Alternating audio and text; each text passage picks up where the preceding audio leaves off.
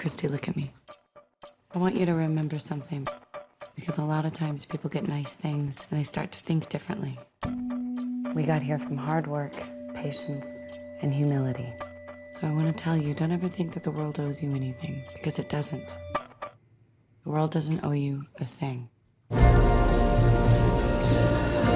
I was valedictorian in high school. I got into a fancy college. I stayed here because my parents are getting divorced.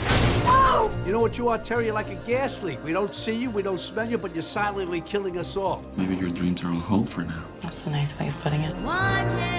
You're so beautiful. You could have married anybody. You could have married a doctor, a lawyer, a nice man, instead of this. I don't even know what to call this guy. Are you seriously talking about this right now?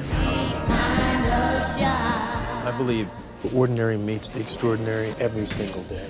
I have real ambitions and real ideas. We're making an invention, and it's very serious. Joy's never run a business in her entire life. It's my fault. I gave her the confidence to think she was more than just an unemployed housewife. I don't want to end up like my family. I have to do things myself once and for all. Okay, Godspeed, good luck, here we go.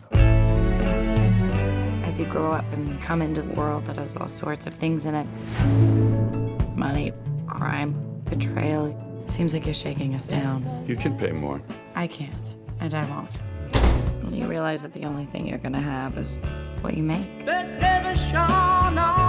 You are in a room, and there is a gun on the table. I want my life to be. The only other person in the room is an adversary in commerce. Only one of you can prevail. Do you pick up the gun, Joy? I pick up the gun.